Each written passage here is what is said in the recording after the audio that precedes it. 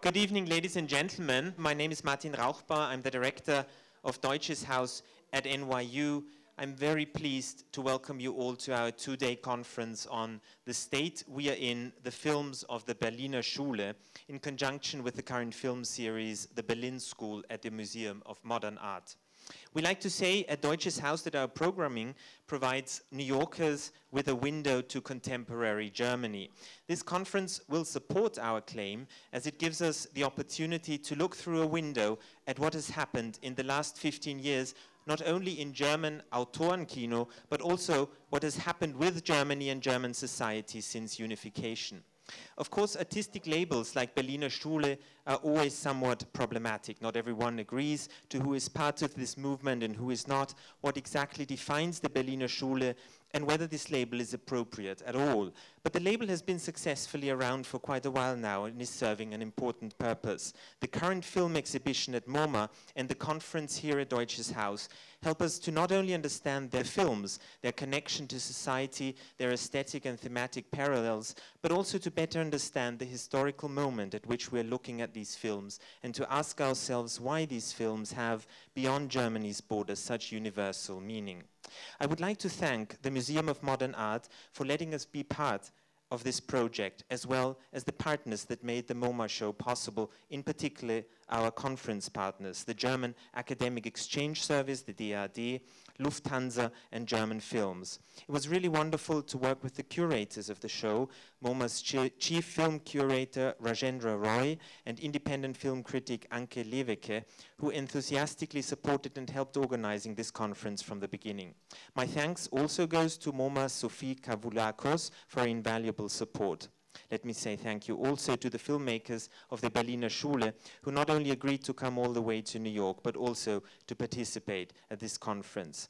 My special thanks go to the film critics and scholars who will guide us through tonight's and tomorrow's conversation. And I would like to extend my personal thanks to our very own Juliane Kampfield at Deutsches Haus, who initiated and organized the conference here with the help of our wonderful interns. And now I hand over to the moderator of our first conversation, Marco Abel, who will introduce the filmmakers. He is an associate professor of English and film studies at the University of Nebraska and a leading scholar on the Berlin School, on which he has just published a book. Thank you all very much for coming and have a wonderful evening. Thank you so much for coming. I'm Marco Abel. In the interest of time, I keep myself short in giving thanks, but it's a great honor for me to be here. Thank you to the Deutsche Haus, to MoMA, and everyone involved for inviting me. My own book just came out this week, basically, so it's totally exciting. I discovered the film of the Berliner Schule in 2004, and one of the first films was Christoph Hochhäusler's Milchwald and Ulrich Köhler's Bungalow that I got to see, Marseille by Angela Schanelec. And I fell in love with those films, and so I have been working on this for the last 8-9 years, and it's sort of very exciting to see that this all comes together here fortuitously. So let me quickly introduce the filmmakers that we have here this evening, and then I was asked to say a few words about the Berliner Schule. I'll try to keep myself short so that we have enough time for a Q&A. I have some prepared questions, but hopefully you have questions. I would much prefer that. We have a few film clips just to give you a little bit of a feel for the films. Since we have only one computer, we'll sort of have to spread them out a little bit. So just bear with us. So we have, first of all, Angela Schanelec here. Angela Schanelec is a graduate of the German Film and Television Academy in Berlin and has made 6 feature films to date, including Marseille, including Orly, including Mein langsames Leben and a number of others. Then we have Ulrich Köhler. Ulrich Köhler has made 3 features to date, Bungalow, Montag kommen die Fenster, and Schlafkrankheit. And then we have Christoph Hochhäusler. Christoph has made a number of films, including Milchwald, Unter dir die Stadt. He has a new film forthcoming. I think he's editing it right now, Lichtjahre. Falscher Bekenner, another of his films, and he has also participated with Christian Petzold and Dominik Graf in a German television experiment called Drei Leben, where all three filmmakers made one feature-length film inspired by the same core story setup, if you will. So before I then go on and say a few words about the Berlin School, mainly about the label, I think the filmmakers are rather tired of having even to talk about the label, so I get to talk about the label. Let's give them a big round of applause again, please.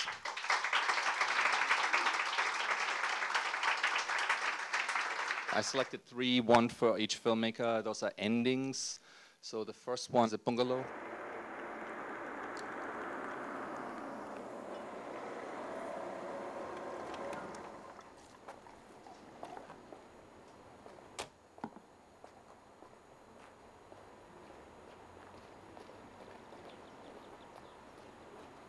Hvor er så? Han er derinde.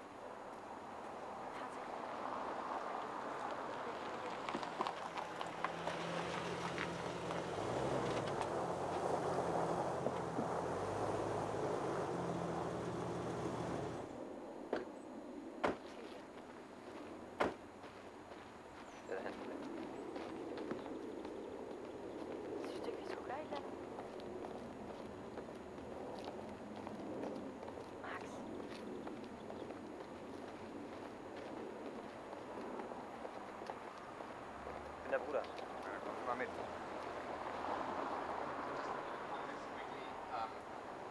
The film is about a young man who decided to go to the German military to do basic service, but at this stage has left the military illegally. Is sort of on the run, sort of not. He seems somewhat indecisive, and this is the end of the film. The military police is coming to get him. The two people that we're seeing here is his brother and the brother's girlfriend, but the protagonist had just spent an afternoon in a hotel room with his brother's girlfriend, unbeknownst to the brother initially.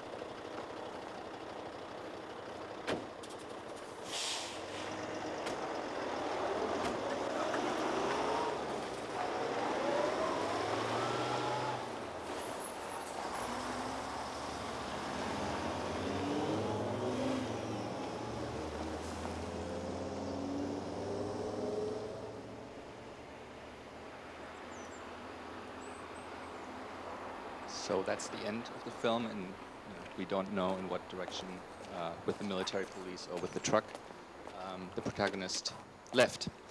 Let me say a few words about the term itself.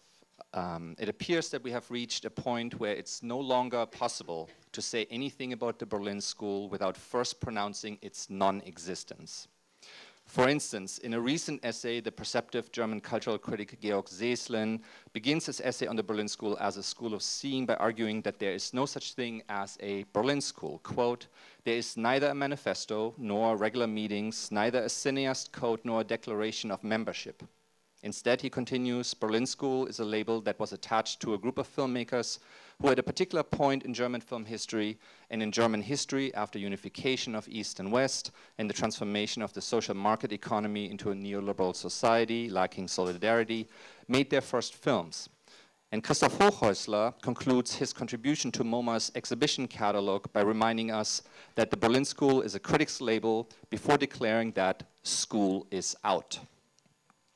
We could also point to numerous statements by the filmmakers most frequently associated with the label who often argue that the label is a critical invention serving as a lazy shorthand term that too often prevents proper engagement with the individual films on their own terms.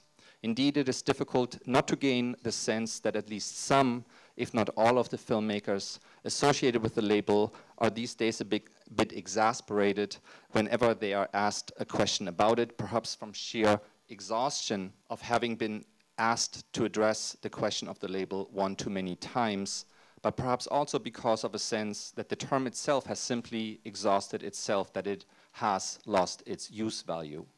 Still, here we are, in the context of an event hosted by the Deutsches Haus together with the world's foremost museum of modern art. We have gathered to discover and learn more about the Berlin School. We are given the opportunity to watch in a 2-week span 17 films illustrating what the Berlin School might be. And of course, we have the chance to listen to the filmmakers discuss their work in their own words. Indeed, it strikes me as not unreasonable to suggest that we likely would not be here if it weren't for the existence of this label.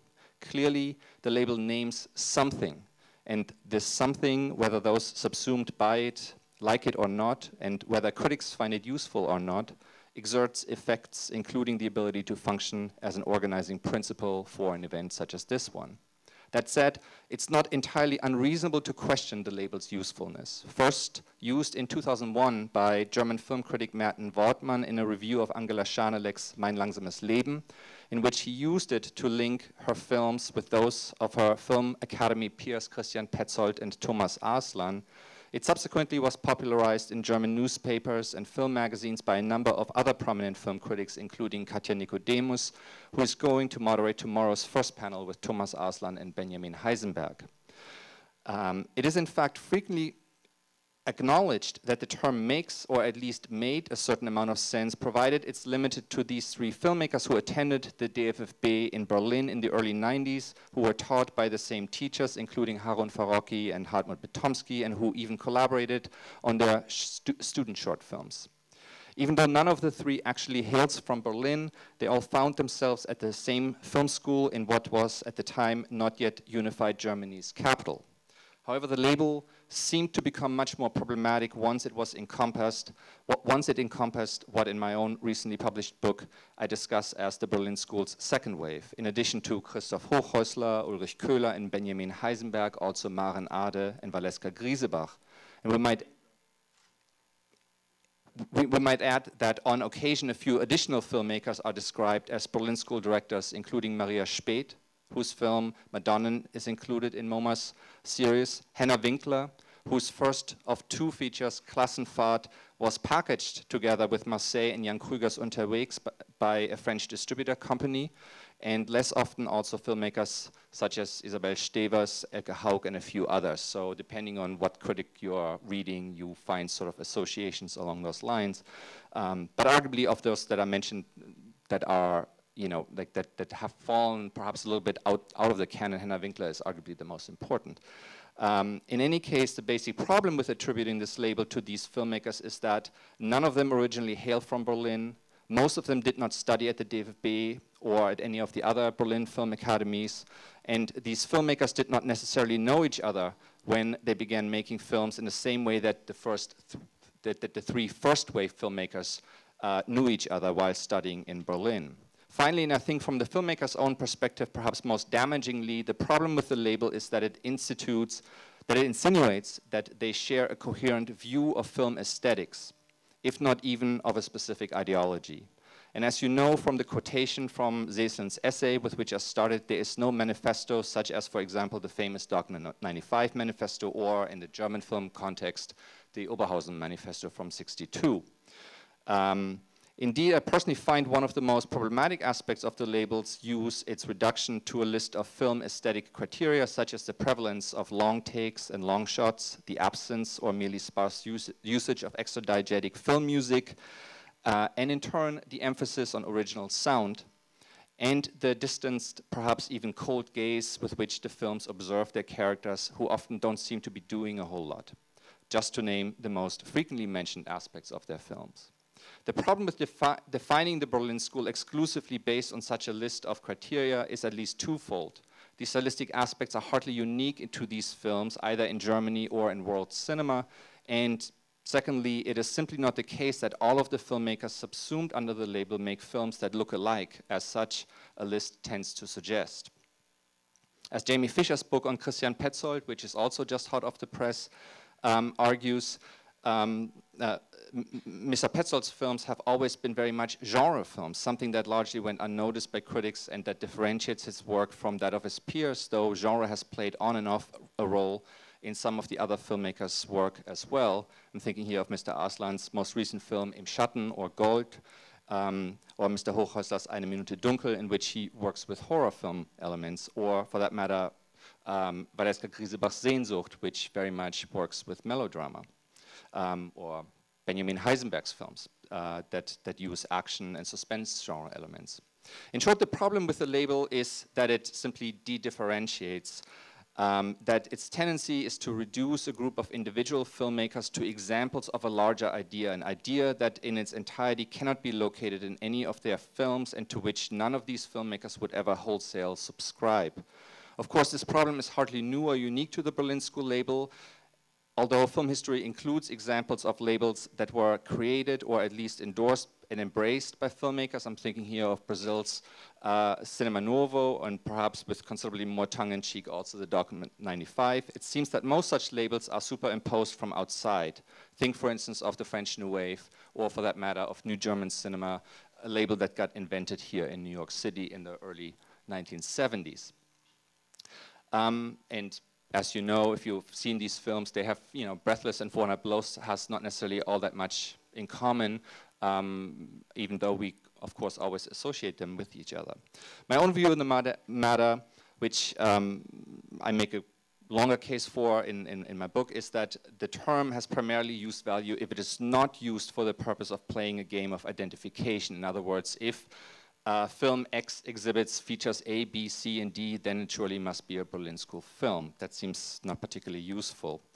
I find it instead more useful to recall what the great French film critic André Bazin once wrote about Italian neorealism. In an essay on Rossellini, Bazin argued that if his analysis of Rossellini's films were correct, it would follow that the term neorealism should never be used as a noun except to designate the neorealist directors as a body. Then he writes an astonishing sentence for someone who is so closely associated with neorealism. He says, neorealism as such does not exist. Then he qualifies it by saying that there simply is no such thing as neorealism, if by that we merely mean a cinematic style consisting of a limited set of criteria. However, for Bazin, there are directors who can be considered neorealists because of the attitude with which they encounter the world they render cinematically sensible for us. Perhaps, and I offer this in conclusion, it might be best to approach the question of the Berlin School, what the Berlin School is in kind, rather than reducing this movement to a noun phrase denoting a fixed list of criteria suggesting an intellectual like-mindedness and cinematic identity. We might be better off suggesting that the Berlin School cinema did and does not exist as such, but that there are Berlin School directors whose films, at least in my view, push their viewers to intensify the experience of their own lives in the hope that they will not only ask some hard questions about Germany's present, but also, I think, partake in imagining a future Germany that has not yet been constituted, one, in other words, that is not yet. So although it is fashionable today to claim that the term Berlin School lacks any meaning, I still think, as Bazin did with regard to neorealism, that it is the best term to designate what is best and most creative in German cinema today, provided we hear German as otherwise than national. There is indeed no Berlin School, but perhaps we might say that today a not altogether unimportant critical and perhaps even utopian act may very well be to posit that a Berlin School will have been at some time to come. Thank you. So here again a little bit of context. Our protagonist has moved from Berlin to Marseille, then she went back for a while to Berlin, and at the end we see her returning to Marseille, and an event happened that the film doesn't depict. She was attacked, she was robbed, and then just preceding this moment we saw a longer moment at the police station, and so these are the last few minutes after she has left, it appears, the police station.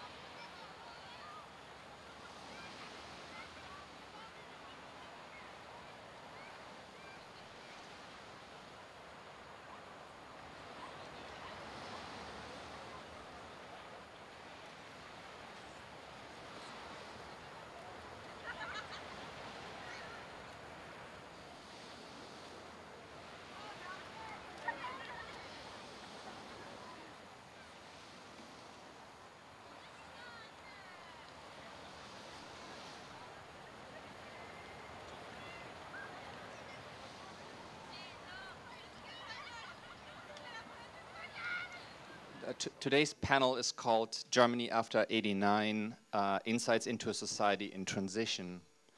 And my understanding is that the hope is that we would talk a little bit about the context within which these filmmakers got their start and within which they see themselves as working. Yet it's a little bit a funny title, Germany After '89. The connotation there is, of course, that one might expect to see films that are about '89, about '90, about the fall of the wall, about unification, and yet none of those films, of some 40 plus films that we might attribute to the Berlin School, has explicitly made a film about the fall of the wall or about unification, as a number of other German filmmakers have done.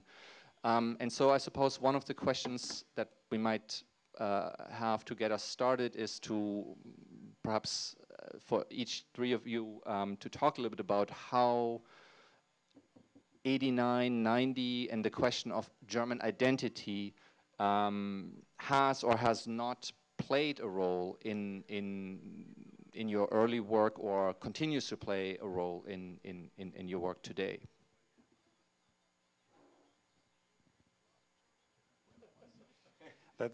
That's a very funny question, because I remember there was a symposium at the DFFB, at the German Film and Television School, where we were all invited, and Angela was also on the panel, and I think it was Bert Rebhandel who asked her exactly this question, and she answered very shortly, because it doesn't interest me. I think, if I'm not, I think it might be, but and that answer and the reaction to that answer made me write a text, which is one of the few texts I wrote about cinema, which is called "Why I Don't Make quote political quote unquote movies." I think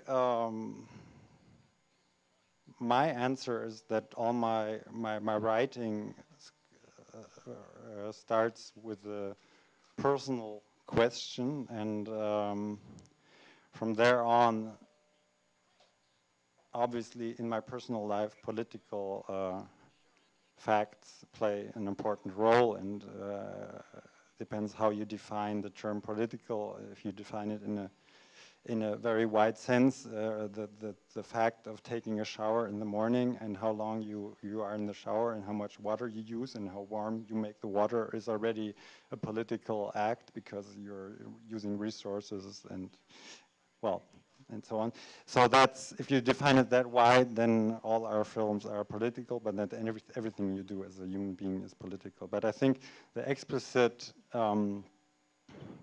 starting I just don't think that's the starting point of my interest in cinema, to start from an external event, but the starting point really is personal questions I have, and they don't have this abstract dimension. They're very concrete. But I do think that I can talk about '89 because it was the year I made my I made my high school diploma, or my Abitur, how we say in Germany, and I went to France to study art. I didn't study cinema, and I was not interested in cinema at all. And I discovered cinema in France. Really was the I can say there was one film that made me want to make movies, and that was Godard's Passion.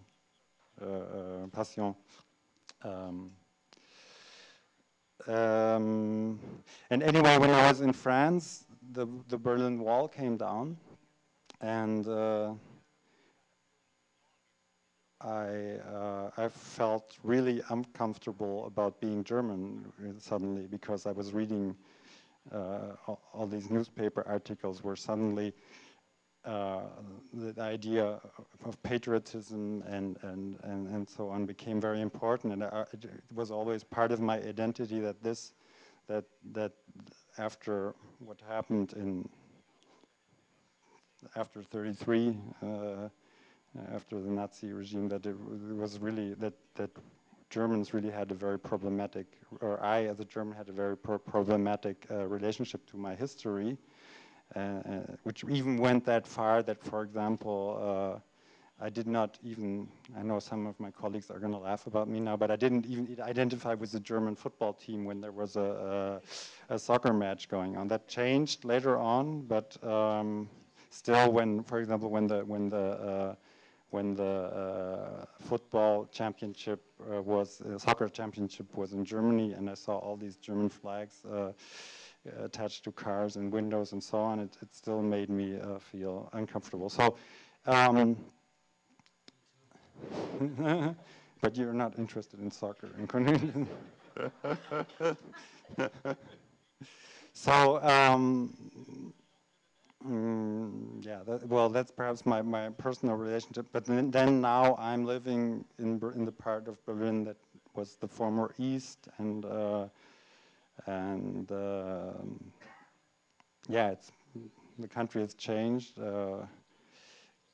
It hasn't become the country I thought it might become in my worst nightmares when I was reading even liberal newspapers like Die Zeit in '89 or after the November '89. But yeah, so that's my, if you want a political answer to that, yeah. Ulrich Köhler. Ulrich Köhler. Okay, I can say quite the same than Uli said, or I can repeat what I said before, that I was not interested in that event, and I never do films about events. And I was quite shocked about the shamelessness of we could observe when the wall came down. And the worst thing was that it was completely political incorrect to say that I'm not interested in that, and not to see that. Yeah, what Uli already explained, that if I'm interested in human being, and I don't make a difference between someone from the East or someone from the West, and I don't think that the fact that I'm not interested in the falling of the wall means that I'm not interested in life or being. One thing that united us is that we were against topical films. And one reason for this aversion against topical films is the failure of history movies in German cinema, because they are wildly successful, but they have what I would call pornographic relation towards history. So they would, as a pornographic movie, would show only the parts that are graphic, so to speak, leaving out all the more important things that happen between human beings. History films of the design of the German success design in German cinema concentrate on in a way on a topical side of history that is not helpful to understand the inner workings of history. So that was the one thing that could be said about, and then of course an artist, if I may say so, never asks himself, how can I answer the question of '89? But you try to write a good script and try to make a good film, and you follow your curiosity and your passion, and a big part of that iceberg is below conscience. So you don't necessarily know why you are interested in certain things. But if I look back at our films and at my work, for example, I think '89 was important in that respect, that it brought us to reflect on or re-evaluate what has been achieved in the old Bundesrepublik. Because in a way, my feeling when '89 came, the wall came down, I felt interrupted. I have to say, of course, it was on a one level fantastic, and to see all these people celebrating. Of course, it affected all of us in one way or the other. But I felt interrupted. I had the feeling at the time that Germany was on a path to be something more advanced, and then this interruption came and interrupted a lot of utopian projects, how to live.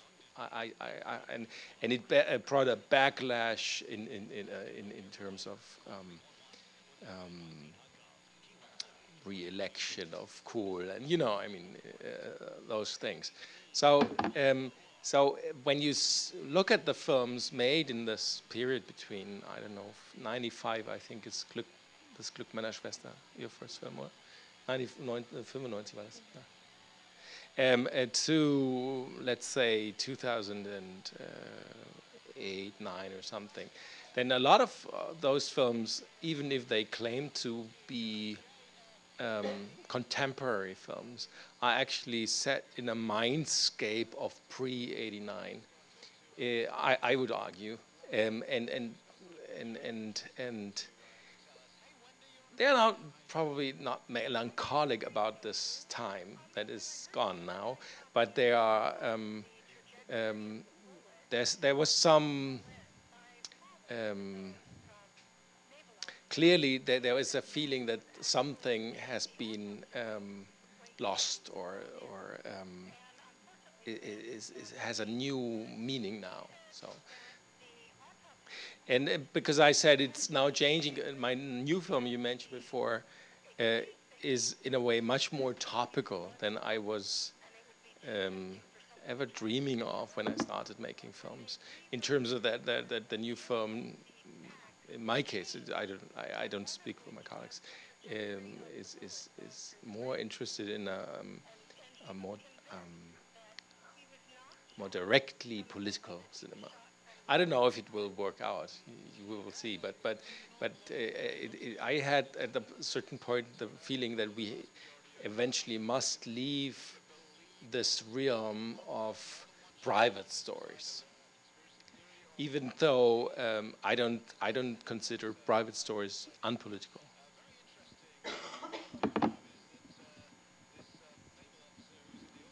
One of the reasons that I began with this question is this context. I think for certainly a lot of my students in Nebraska, the German films that they know and that they expect are precisely the opposite of your films, right? In fact, I recently, just a few weeks ago, I had a student from a colleague coming to me and said, I lived in Düsseldorf as an exchange student in high school, and I was astonished to discover German cinema that had nothing to do with the Nazis and the Stasi. And she wanted to know, why is it that in the US, all we ever get to see, more or less, are those kind of films?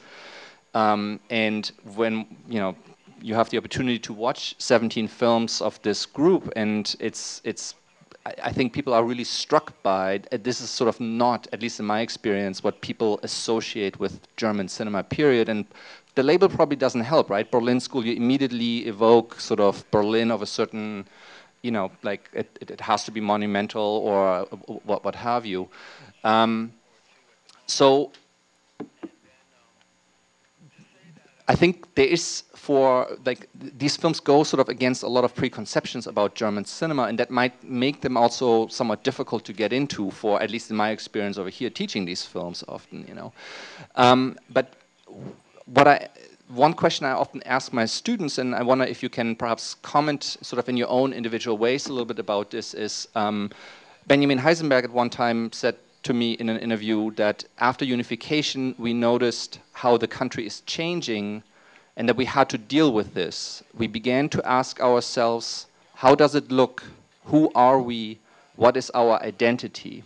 Now, of course, you may not all agree with Benjamin's sense of this, but as someone who's German myself, I'm sympathize with a lot of what you have said, but it seemed like there is a question of identity sort of at work on a very personal level, right?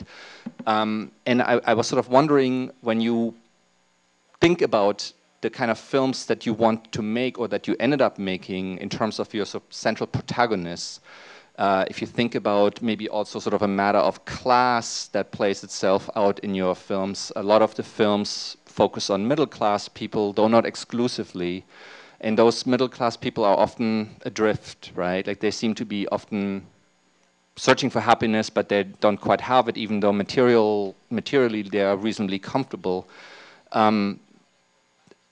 How does this play out for yourself as you construct your films? Sort of this sense of trying to figure out who are we actually, whether it's in 1995 or in 2002 or in 2010. That question of identity, is it at all relevant for when you think of constructing your films or not? In the sense that Benjamin sort of, I think, alluded to it. Yeah, but that's such an important question that I cannot connect it with was 89. I mean, I cannot say that like that. For sure, all those films are about the question how we live, how we want to live, try to live, yeah, this has nothing. I didn't feel that this is now the question of that this wall thing make me thought about that. I mean, that's Angela and Christian and Thomas, they lived in Berlin much longer than I do, and Ulrich does, or Benjamin at a certain time.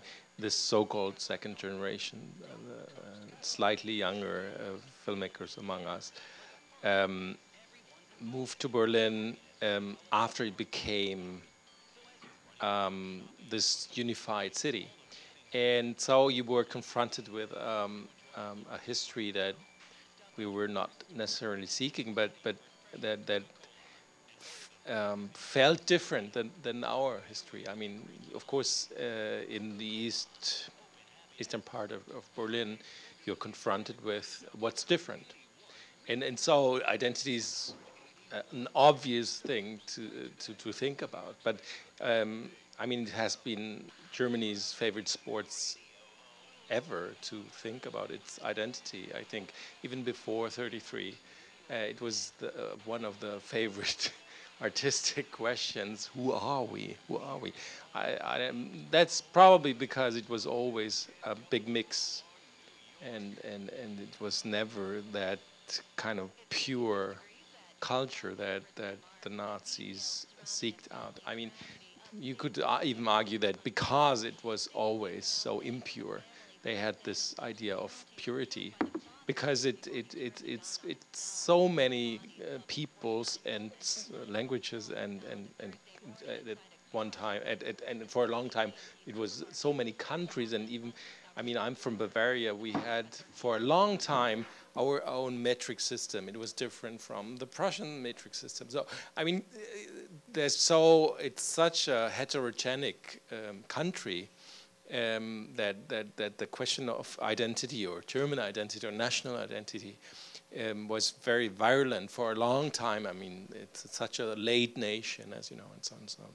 So I think that's not very specific of Berlin School, but of German culture in general. So it becomes so general that it might be not so interesting to talk about. It seems like the working through of that question works differently for you guys, though. Then, right? Like, I mean, in sort of the better known films, the way it gets verhandelt, sozusagen, is displaced into these big questions, and you guys don't. As I said before, this topical cinema is quite.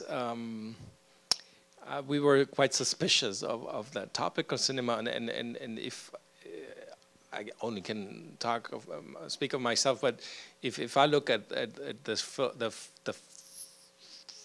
formative films or film experiences I had, like very much about Italian cinema for me. It's films that try to find a form that reflects time and not events that stand for time. You know, it's really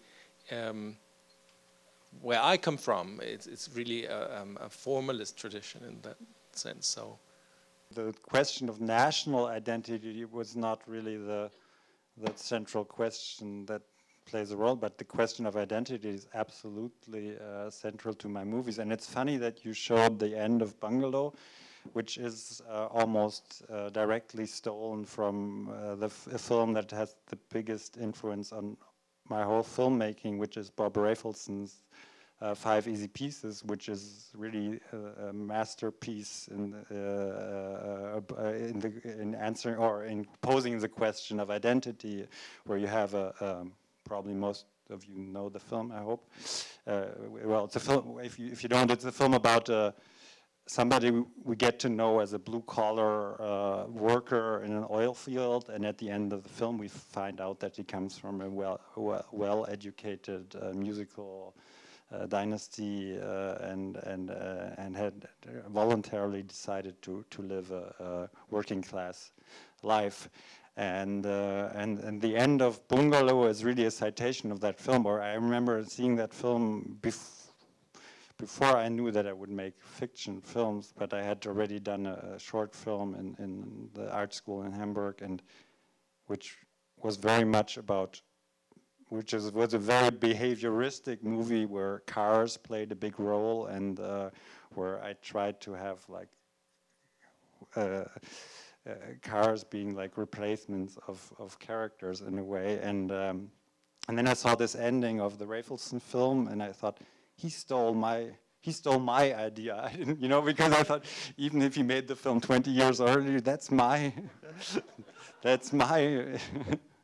ending. And then well, that's how this ending came out. So my answer is, I think that the identity question on a personal level, which probably also, or surely also involves the national identity question, is very important, but it's not through the perspective of my national background that I was an exchange student in the States in '86, so before the wall came down, and I did that was in a way also a very educative period of my life, and for the question of identity, because I realized that you can't run away from who you are, and that I know it was like a troubling period of a 15, 16-year-old young man who wanted to be somebody else than he was, and I thought, kind of going there, I could be somebody completely different. Then I found out that I was still the same person, that people reacted in the same way to me, and also I found out that I'm German, because I didn't, and I had spent, especially since I'd spent a lot of time abroad with my parents and so on, so I am German. My films are German. If I want them to be German or not, I won't escape that identity. Yeah. Not to harp too much on this question, but maybe sort of one last go at this. If we sort of speculated with, say, sort of along the lines of Christoph's wonderful short film Séance, which is the end of Deutschland 09, that begins, it's sort of an omnibus film with, 13, 14 filmmakers. The first one is Angela Schanelec's Erster Tag, which is just astonishingly beautiful to watch 5 minutes. But in Christoph's film, there is sort of a speculation about, like there's some sort of catastrophe, and then there is a moon people, and it's sort of set in the future. And if one sort of imagined a future historian finding, after a catastrophe as sort of like cultural remnants, the films of the Berlin School. In your own view, since you know all of these films that we're talking about, what kind of Germany would that future historian, like in 100, in 200 years after such a catastrophe, after there's some sort of loss of memory, what would they find in your view? Because it's precisely not das Leben der anderen, it's not der Untergang, it's not sort of that kind of stuff, right? Like the big history version of Germany. I kind of like the idea that we produce artifacts that are being used to reconstruct life, because in a way you try to, all you can do is shape small things and hope that they reflect everything. I mean, you can't. I mean, if you're a storyteller, you work on small things and you tell things that you know of and about, and then if you stay true to what you can do and what you can understand, then you will. I think you will have a piece of the puzzle, so to speak.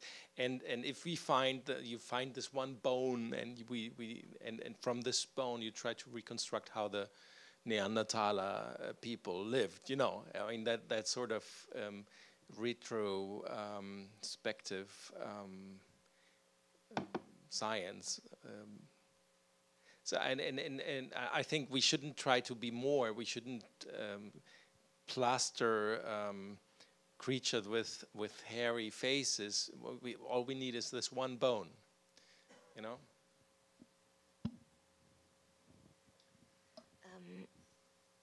Maybe, I mean, for me it's really difficult to answer a question like that. But maybe it's interesting when you speak about those two films, which are in the beginning and end of this Deutschland 09 from Christoph and me, and then you see how different these films are, and it's another example for that what you spoke about before we sat here together, that these films are so different. I mean, different in everything, in the way of thinking, in the way of in the view of things. What I did in Erster Tag was I mean, there are six shots. Everyone is done in the morning light before the sun rises, and my aim was just to see what happens in that early daytime. And you see an animal, and you see someone who's cleaning a school, and you see someone in a hospital who phones to his daughter, which is alone at home because the mother has to work very early in the morning. And this is so different. I mean, one is the opposite of the other thing. And I think that's also the reason why we have often so many problems with these label, and I think the only thing is that we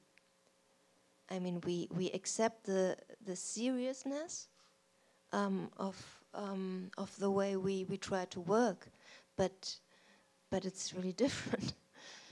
I think a filmmaker or any artist should refuse to answer the question how his films will be seen by a historian in 200 years. That's really not our job, and I think it doesn't help us as filmmakers to reflect on that question. We can reflect on the question. We should always ask ourselves if what we are doing is significant, and if there is a reason we are doing it. That's an important question, because sometimes just because you once decided to make films, it doesn't mean you have to continue making films if you don't have any interesting questions to ask yourself anymore. But that's not. I wouldn't like to answer that question. The question wasn't necessarily about like how your film will be viewed, but more sort of what one extracts from it in terms of sort of that sense of, you know, the country at in those 20 years or so, right? Like when you sort of cobbled it together, because I think that's sort of some legitimate interest to, you know, like to people. I mean, because people who have never been to Germany, right? Like that's sort of what they see, and that's different from so many of the other German films, right? But it's also harder to define, it seems to me. I understand. I mean, I can only answer one aspect of it. It does interest me, because when I look at my own films, which I don't do after the premiere, I rarely watch them. I just saw the ending of Sleeping Sickness the other day because I was invited to a Q&A and it was too late, so I was in the cinema for a quarter of an hour, so I did see some of the film. But what I do ask myself as a filmmaker is, you know, I really come from a West German middle class, provincial background, and I do, when I'm doing my own criticism, I do ask myself if my films are really as contemporary as I would like them to be, because I really believe that art has to be, well, it's a little bit pathetic, but like Rimbaud said, il faut être moderne, you have to be, you know, so you have to be up to your time. And sometimes when I look at my films, I always feel, oh, it looks like, although there's somebody using a mobile phone or driving a new car, it looks like, when I watch my own films, it looks like I'm stuck in the 80s, and that's something that I'm afraid of. And for example, I was very, very happy to shoot on digital my last film, and I insisted at the premiere that it would not be a 35mm copy, but it would be the digital format, because somehow it made me, I mean, that's a very easy way to describe it, but somehow it made me feel more comfortable with the film, and it made me, it was also for the reason that I had been editing on a computer the whole time, and that the image, for example, the Umlaufblende, ich weiß nicht, what's anyway, that I was more used to the digital image after the whole process of editing and mixing it, but I really, it was like a naive hope that it would make the film more contemporary. So that's perhaps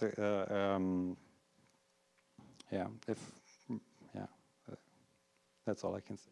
To switch gears a little bit, since we've spoken a fair bit about these films in the context of Germany and as German films, at the same time, multiple people have pointed out that these films, and Christoph has written on this, very much are not necessarily or should not be necessarily received as German films, but they should be considered in the larger context of contemporary world cinema.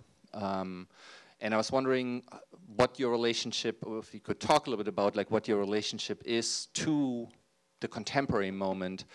And maybe as a preface, it is noteworthy to, in my view, your films are among the best contemporary world. That's just my personal opinion, but I do think that. And yet it's noteworthy that, you know, we know that sort of the big awards have gone to Romanian cinema, to South Korean cinema, to Thai cinema, to Argentinian cinema. So they are sort of, you know, we go through waves of you know, the latest, hottest national cinema, so to speak. And somehow this didn't quite happen for the Berlin School as a body of work, right? It got sort of left out, and I've always been a little bit puzzled by that. When it seems like it's in direct conversation with a lot of those films that have been highly acclaimed. So how do you see your own work in that regard? In sort of, do you take inspiration from, or like what kind of inspiration do you take from world cinema today? From contemporary world cinema, Well, maybe I should only talk about myself then also, but when I watch, I mean, I follow world cinema, and especially when after Bungalow had a certain critical success and was invited to some festivals, I discovered a lot of very interesting filmmakers from non-European or non-Western countries that I really admired a lot. And I would simply say those films are more radical and more inventive in a lot of ways. And I think our films, or my films, are in the German context obviously viewed as being different, especially of the cinema, or especially if you look at what Angela, Christian, and Thomas did in the 90s, where the German film cinema was really in a very bad shape, and that was really, really fresh, a fresh view, or a very new view of things, but the fact that all our films are co-produced by television stations, that we have, like, for example, for my last film, to get the financing, it was read by, I counted, like, I estimated how many people decided that this film would be made with that budget. It was like over 100 people, you know, reading the script in different, so these films are automatically, through the way they are made, there's something to prevent us from being, well, perhaps it's ourselves, but it's also the system that prevents a very radical and free approach to cinema, I think. For me, it's quite the same. It's the same. I mean, if I see a film, don't know. I mean, the last example maybe was the last film from Regadas. Then I think no, we don't have in Germany such films. We are far away from that, and I mean that is the main point, that they are not very much interesting films in Germany. That's a fact. If you compare it with what all the examples you named, and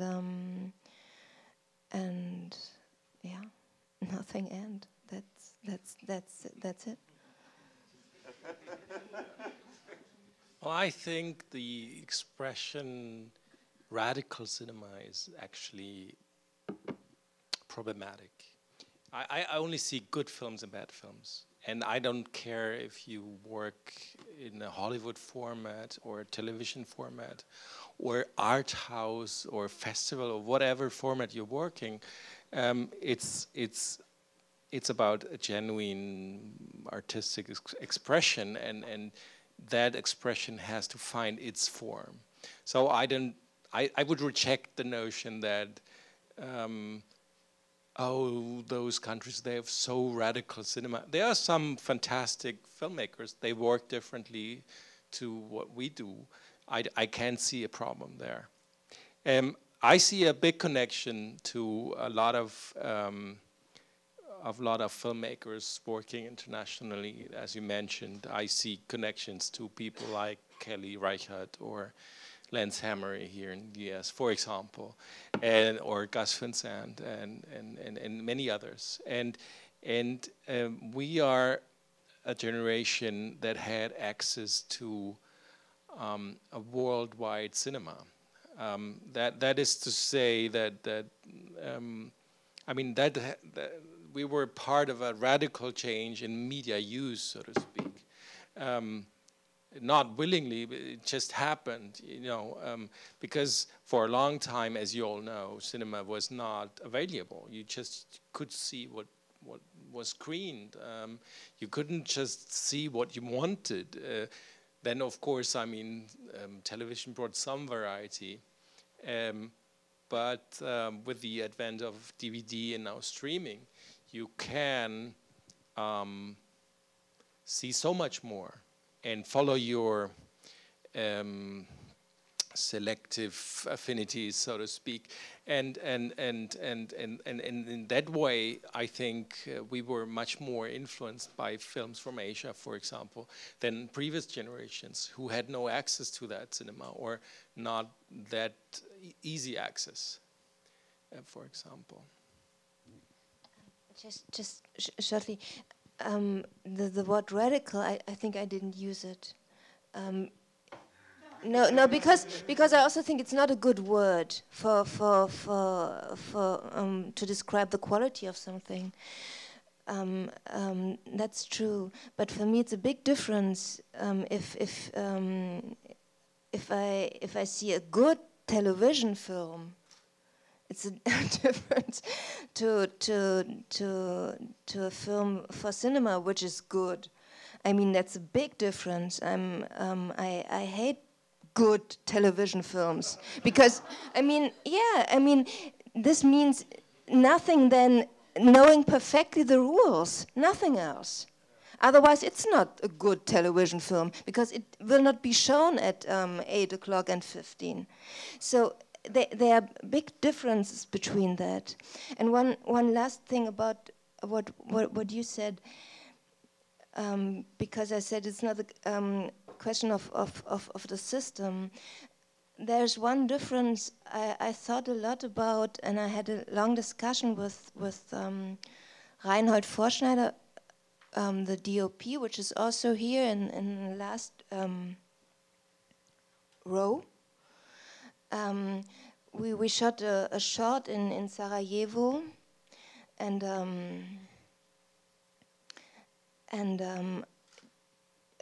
in between, when I had time, when I had to wait for that the set was getting ready, I started to photograph, and I was the whole time in the mood of making photos. And then I asked myself, why do I have to make photos the whole time? I mean, and the point is, then in Sarajevo, you see the history. I mean, it's obvious. And when I make a photo in Berlin now, minus the fact that I'm living here and that I'm used to everything, it's not so easy to see everything. It's not so obvious. And that's kind of difference. And I don't want to say that makes it more difficult. That's not the point. But it's different. I mean, it's when you live in a society which is that's also, I mean, connected to what you said about the middle class. I mean, you need a special view, and you need to reach this view, and this is an essential question: what view you can reach on things. And you are not free in that. It depends on your life and on your personal history. And for example, in Romania, all those directors who made now these interesting films, they are completely middle class or more, or higher, upper class. But that they live in another country anyway. I mean, it's interesting to speak about that things. Why is this view possible? And yeah, that's interesting. The protagonist has falsely confessed to sort of crimes, or maybe not. This is part of the film, I suppose. But he is our protagonist, and he has sort of left a couple of traces behind. And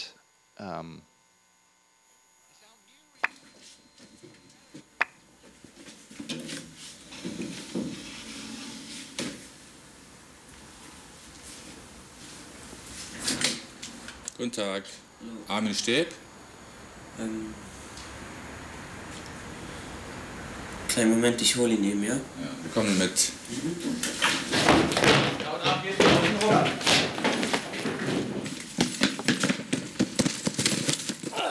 Hey, lauf rüber, Ken!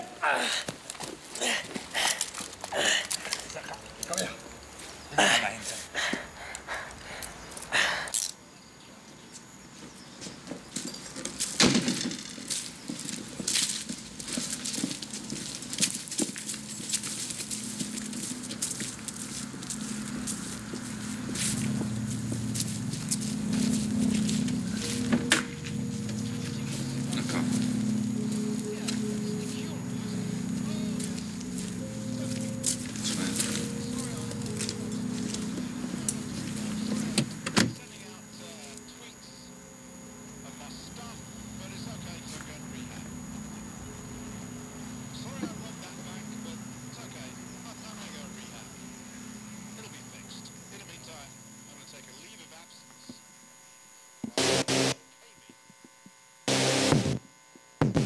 as I said, like, one could have selected many other endings from films that, to me, are quite astonishing. You know, whether it's Armin's smile into the camera as the police gets him, whether it is sort of the astonishing jumping forward in Marseille from, you know, we want to learn what happened to the protagonist, to her kind of refusing to answer the questions by the police, and then there's sort of these time jumps forward. to Bungalow, him disappearing, but in what direction, or to the hippo in Schlafkrankheit, or the sort of coitus interruptus in Montag kommen die Fenster. And we could go on and on and on about this. And I'm just wondering, you obviously will have, I would assume, very different ideas about how to end a film, but maybe you could say a few words about maybe just these examples of what made you decide to end the films on sort of those rather puzzling note, or maybe they are not puzzling to you, but I think from a viewer's perspective they are.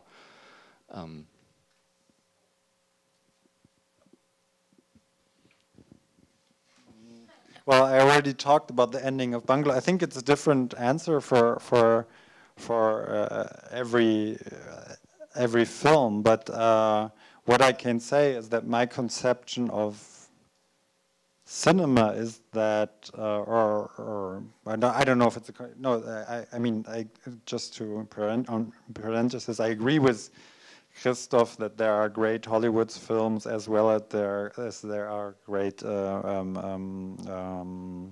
experimental films and so on. But my conception of my cinema is that I'm just showing a slice of life, just a moment in the life of my protagonists. So there is a life after, and there's a life before the part of their life that the film is showing. And so I find that the ending of a film should give the protagonist the possibility to live on, and in different ways. So it should not define his end.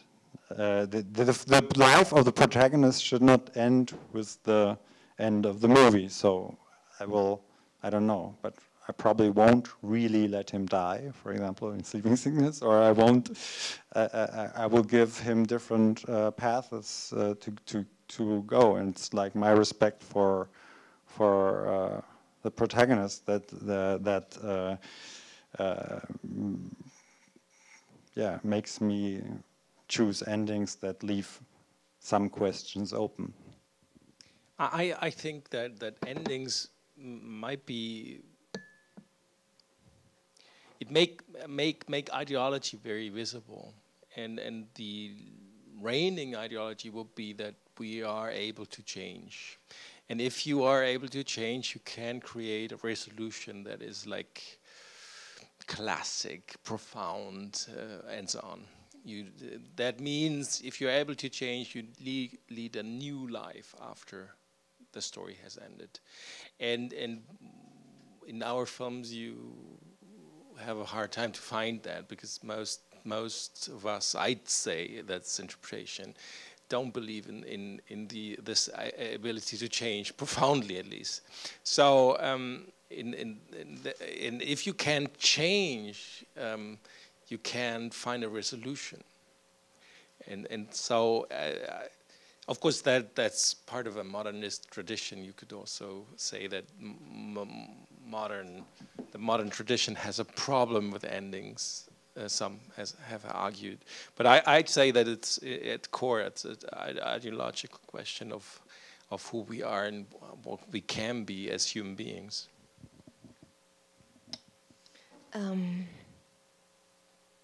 I think it's a very interesting question, how to end a film, because an ending is always an ending. I mean, the film has an end, and I always have the wish to have I have to have an end. I mean, that's necessary, but an end without a result, because I'm not interested in a result, or I can't imagine a result. I think that's the point. And for me, the ending I was always looking for, or when I see now on the endings of my film, I mentioned that I always had the wish to make it obvious that the end of a film is a cut. I mean, it's nothing more. It's a cut, but after that cut, there is black. So that it's the same what you said in a way that's just a part of life we see. And I think you are completely right about that question of is it possible to change or not, and but the interesting thing is that even if you think it's not possible to change, you continue your life. I mean, that doesn't mean that you stop it, and that's interesting. You don't change, but I mean, you continue. So it's probably not. There's not. I don't think it's the question that we change, but can we control the change, and can we transform ourselves? I mean, who is the author of change, so to speak? And in my opinion, it's clearly not us. I mean, well, of course, we play a part in it. I am not deterministic in any way, but I would question the notion that we can, that you can do it, that you can be whatever you want, and so on. You know. But that's interesting what you say, especially in context of what we saw. But because when I remember right, when I saw your film, and now when I see the ending, I mean, this young boy, he forces something. I mean, he has a plan. And in the end, he smiles because in a way, that plan worked. So that's the opposite of what you're saying. It's really the opposite of and I mean, because that question of control is essential. It's a Hollywood ending. It's a Hollywood ending. It's a Berlin School Hollywood ending. And it has action. Also. It was so funny because these were real policemen, and they were living in this very small town in the Ruhrgebiet. And they were like, I think, desperately seeking action. So, when I told them, okay, so now you arrest him as you would do it in real life, they were like, okay. And I mean, the young actor complained a lot that it hurt so much. And but I understand your point, Angela. But at the same time, of course, in some way, he tries to force, or he tries to control his identity, and tries to reinvent. And in a way, the state authority helps him realize his dream of becoming someone who is at least dangerous and visible, but it's also an illusion, and we know it. Yeah. Yes. But the point is, it would be very different if he would not smile. But you let him smile. No, but that's not at all funny. That's the no. I mean, I'm very happy when you laugh, but that's a big difference. I mean, if you imagine, I mean, for example, the other both examples. I mean, the main character in Marseille. I think you didn't saw her, but she's in the last shot. She is visible, very small. If she would smile, no one would see it. But I would have told her, don't smile, if I would have get the idea. Because, I mean, that's something completely different. I was just thinking, because Christoph brought up the question of change, which is a classical dramaturgical instrument or method or belief that protagonists have to change. I think we have to go even a step back to what we talked about before. This is a question of identity. I think you can only believe in change if you believed in fixed identities. There's a conceptual link, and if you believe that identity is a fiction, then the question of change doesn't make that much sense anymore. That if you think of identity as something that is constructed in each moment of your life, then it doesn't even make sense to say, can I change? It doesn't make sense. Obviously, Ulrich Köhler, when he still had his panties on, was a 2-year-old boy, he changed to this 42-year-old, sometimes frustrated filmmaker. From obviously I changed, but so I believe the question I want to say diapers, not panties. I'm sorry. I might have worn panties then too, but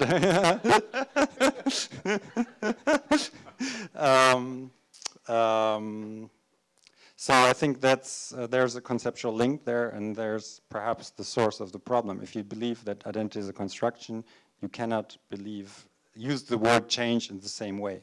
For me, the most really influential film, and I always find myself thinking of that film when I'm writing a new script, and consciously or unconsciously, a scene of that movie comes into my film. It's really amazing. And sometimes I forget it, but then if I look at my movies again, it's like as if, well, yeah. So that's I think New Hollywood is really. Very influential for me, even if I discovered it after discovering the classical modern cinema of Antonioni Godard and Cassavetes. But for me, so I really love I also love Barbara Loden's Wanda. I love Last Movie by Dennis Hopper, a really great movie. But in contemporary American cinema, I think Quentin Tarantino is one of the greatest film authors living, even though I don't really agree with the last 2 films, which are for me kind of easy films, to make a film against Nazis and a film against racists, slave drivers. Just I don't like the conception of those films, but I really, for example, Tarantino is the big author. I love some of Gus Van Sant's movies. There's a lot of American. I enjoyed Gravity, and even now on the plane I saw Baz Luhrmann. Well, it's not an American. Baz Luhrmann is not American, no? He's Australian, yeah. But I even enjoyed The Great Gatsby. I didn't want to see it in the movies, and I saw it on the screen now, and I remember that I liked Romeo and Juliet. So I do enjoy even contemporary American movie, but I mean, if I have the choice to go watch a new film by Abhishek Bang, Vera Zeta Cool, I would more probably go watch that film than go watch the newest James Cameron film or something. I said first because I don't want to say I have the similar. I have to. No, for sure. New Hollywood or Cassavetes is also important for me. And I don't like Tarantino at all, but I like Spike Jonze. I don't know, how do you pronounce him? Yeah, I really adore that films. I really like them. I like very much what he's doing. I mean, also videos and films you can only access through internet. I saw one with masks. I don't remember the name, and I don't know whether you know it, but I really like that films. Not only, I think they're really great, but I also like Toy Story, and I like Kindsköpfe, which because I saw very, very many mainstream American films because I have children, and I cannot see with them German films. So, and it's really beautiful to go in the cinema and see a good comedy. I mean, that's really nice. I like stars also. Well, you have to know, I mean, the German market is like the number 1 market for American cinema. 86% of the market is American cinema. We see so much American cinemas that it's really hard to name favorites. But I'm deeply into 40s cinema. So my heroes are Raoul Walsh, John Ford, Hitchcock, Hawks, and so on.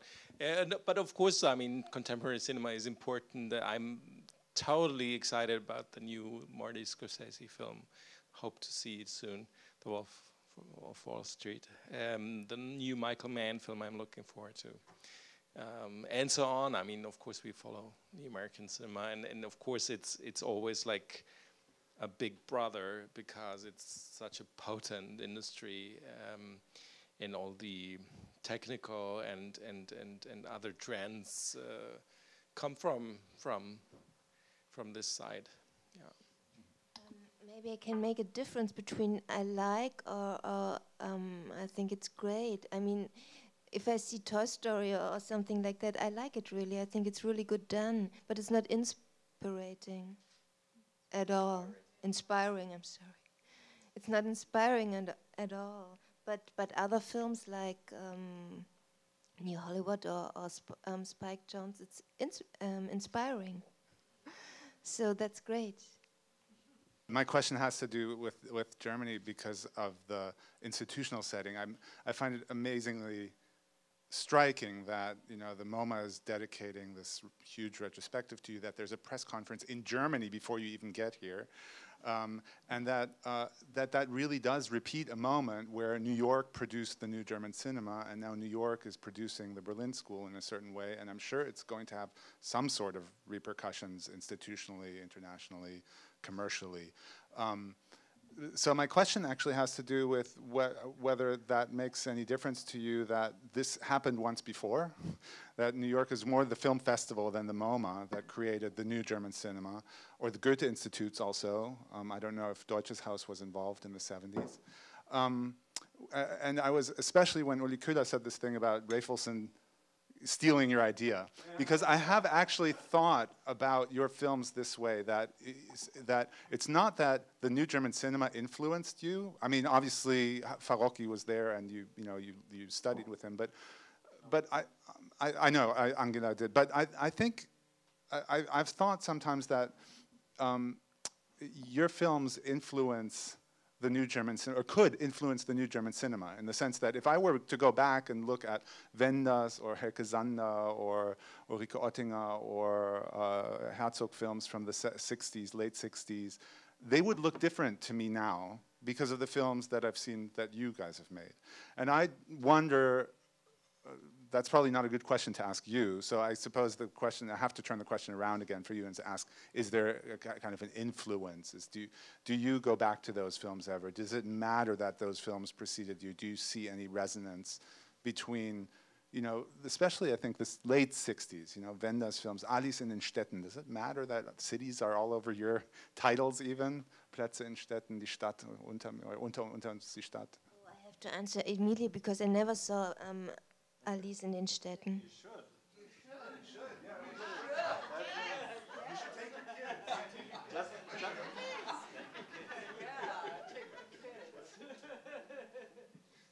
It's a good film. Okay.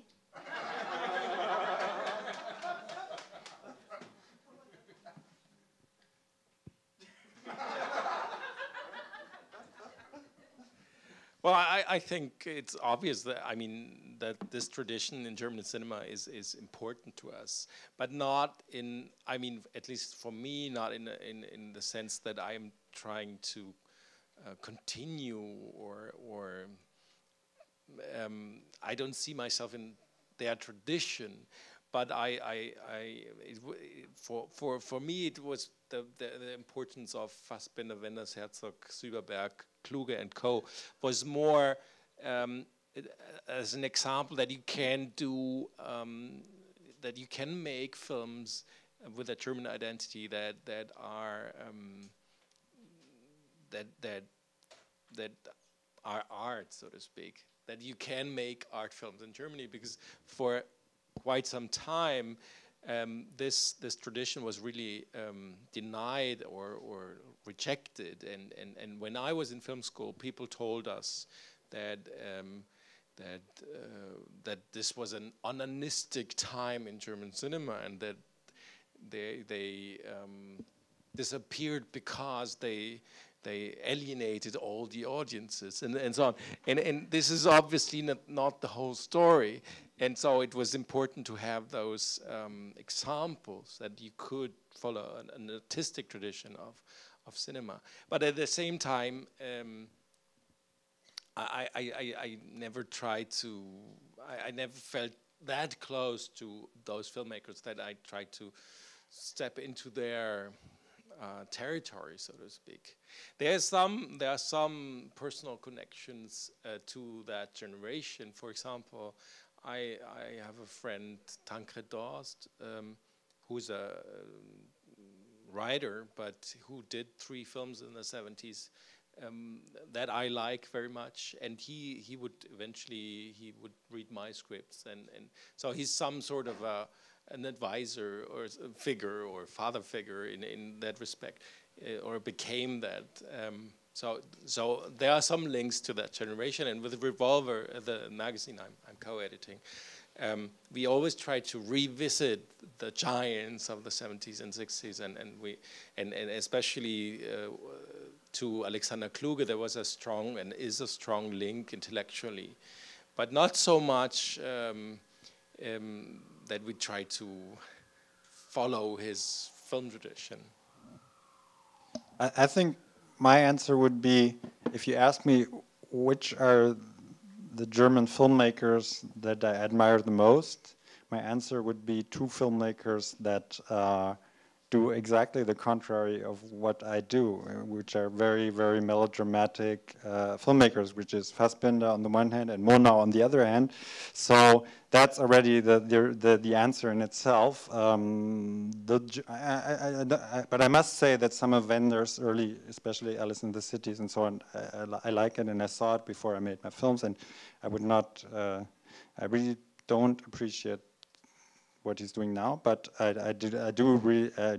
like his early films, and there might be an influence. But for me, like the really big artistic figures of German cinema of German fiction cinema, and then if you ask me on a personal level of my I went to an art school in Hamburg, and that's where I made my films, and there are experimental filmmakers which taught Rüdiger Neumann, who did structuralist landscape films, very conceptual movies, and then there's somebody who I really almost find the most, probably, again, I use the word radical and most interesting German filmmaker still living is Klaus Wibony, but my films have nothing in common with those films. I wanted to follow up a bit on the question Johannes raised about the historic moment of the MoMA retrospective and the Deutsches Haus event, which also coincides with the publication of 3 books on the so-called Berlin School Marcos big book, and then the monograph on Petzold and another glossary on the Berlin School. And so my question to you, I mean, there's some irony in that there's this recognition, appreciation in the United States and also elsewhere in France. But in Germany, the Berlin School is not just a contested term amongst yourself, but it's often considered box office poison to be, a Berlin School director. Your funding becomes harder and so forth. When you read the feuilleton, that becomes very obvious, and there have been quite a few attacks on some of the films you make. So my question is, you travel a lot with your films to festivals and so forth. So is the rapport you find with non-German audiences different than you are accustomed to when you go to the Berlinale or München or so forth? And is there a difference for you? Do you notice a difference to how different audiences respond to your films, or can one not say it that way? Is that too de-differentiating? When you do something beautiful in Germany, you have to expect hostility.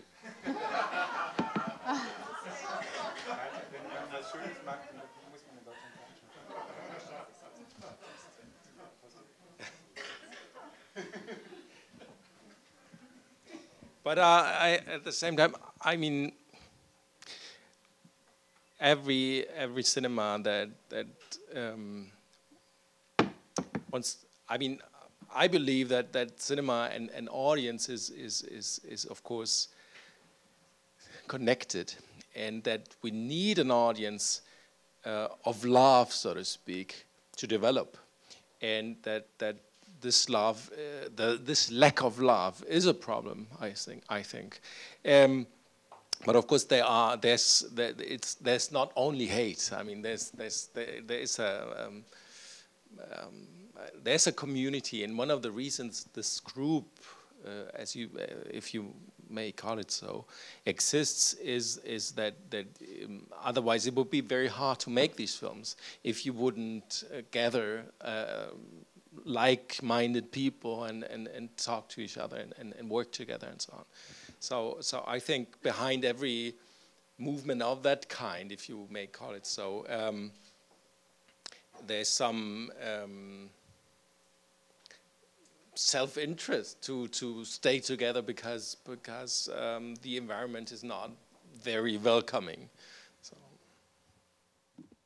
I think it really depends on what you look at. I mean, in my personal case, I cannot really say that I was badly treated, especially by German film critics. I mean, perhaps I was lucky to make the films just in the right moment where they needed and wanted to believe in German cinema again. So I wasn't really treated unfairly by film critics at all. And the fact that my films don't make hundred thousands of viewers is something that I never expected, and I don't make 100,000 of viewers abroad either. So there isn't that. I know that I agree that there is a hostility within the film industry towards the cinema, or in parts of the film industry. But I mean, all my films were shown in the Berlin Film Festival. So I cannot. It's like it's wrong to put that in those terms in my personal case. But I know that Christoph has been treated very unkindly, and that even worse, is that like it's always very important if German films run in Cannes, but people completely ignored that before Benjamin and Christoph's films ran in Cannes, Angela had 2 films in Certain Regard, and that was really completely, there was nobody made a big case about it. It was completely ignored. So there is my case is, I would not complain as hard. But the question of audience perception does interest me, and I was really kind of shocked with when I went right after the Berlinale with Bungalow. I went to Buenos Aires Film Festival, and I was really expecting that this very decadent or let's say this very middle class small problem or luxury problem film could even be perceived in a country where social differences were much more brutal. It was in the middle of the worst economic crisis the country had seen for a long time in Argentina, and still there were these middle class kids or adults sitting in the public, and some people, I was more surprised that they could connect to the film, even in South Korea, where I didn't, so that's more, I was surprised about that.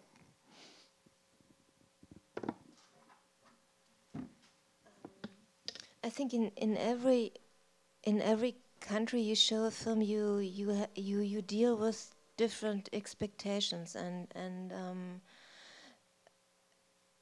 and these expectations they influence the reaction of the film, and this is really different.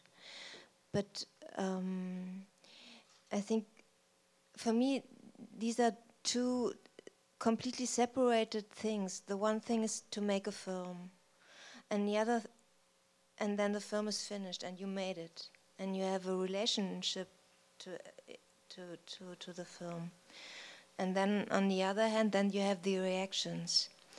And if the reactions are good or if they are bad, that doesn't change the film. And my only interest I think I can say I'm quite far with that I mean, it's nice if someone tells you, I like your film, I'm always very happy, but it doesn't change the film. The film is as it is. And the only thing I'm really interested is that I can continue my work. And the fact that I made 6 films means that, and I get the money for them. Not much, but enough money to make them, means that Germany wasn't Germany, the whole country, was not too unfriendly. But now happens the first time this year that I didn't get the money. So I didn't shot a new film this year, and this is the only thing which is interesting for me. And yeah. Yeah. I've watched a bunch of your movies, not all of them. But my question is, your films are sometimes inaccessible, and this goes to your students probably, because you guys stubbornly resist sometimes to stylize your films. And my question is, where does this restraint come? Because I think if you guys would stylize a little bit, because all of you mentioned like Spike Jonze or the Nouvelle Vague, and they're all stylized movies. And my question is, why are you resisting to it so much, if I may ask? Like film style.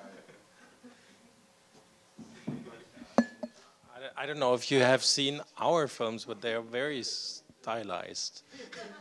You may not like it, but it's quite. I mean, you could see us as the formalist fraction of this. I'd say. So I mean, it's all about style. It's all about form. I have to contradict. I mean, that's really almost aesthetic credo that I don't. The world. I really reject the word style. I don't think the word style concerning the way of filmmaking. I think what I do when I make a film is I conceive a film, and then I try to find the adequate way of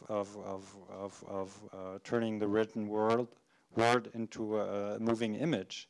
But I don't believe in something that I don't believe. That's, for example, I really have a problem with some DOPs, for example, who have a style, and then you book them for their style, and whether they're doing a film about the Nazi period or a film about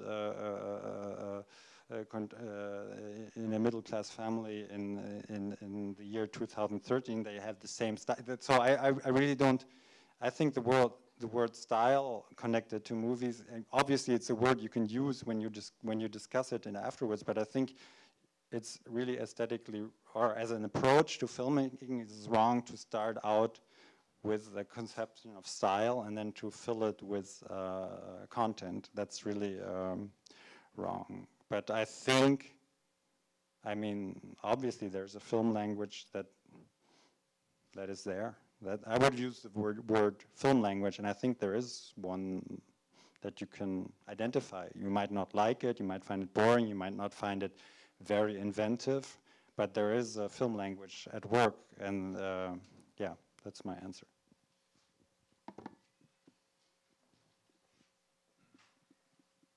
This is not a question, but I'm seeing different films than this guy's seeing. The aesthetic level that I've seen is very, very intense and beautiful and stylish.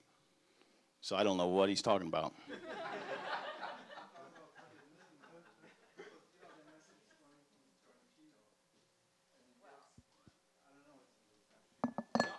I mean, of course, it's not as. I mean, you know, we are not Nouvelle Vague. We are not Tarantino. Those films, the logic and process is very different. But to give you a hint, so to speak, how to enjoy them, is to go for the small things. It's all about small things, I think. I don't know if that's. It's probably an exaggeration, and I mean there are very different films among those, but I mean, for example, what I love about Angela's work is that the beauty is not so crying loud, but I mean, when I see this shot, we just skipped through the shot when she sits in this police station. The beauty of it is really astonishing, I think. You're really nice, thank you. No, I mean it's really. I mean really honest. And I wanted to say something else because your question was a bit about success, no? No, it was about how different audience react differently to your films in different contexts. It's a bit about success too, to the degree that we think the films are super interesting, but we don't get it if they don't get it, I guess. Yeah. But this question of success is really but maybe I say the same thing than before. But now after that time of making films, I really mentioned that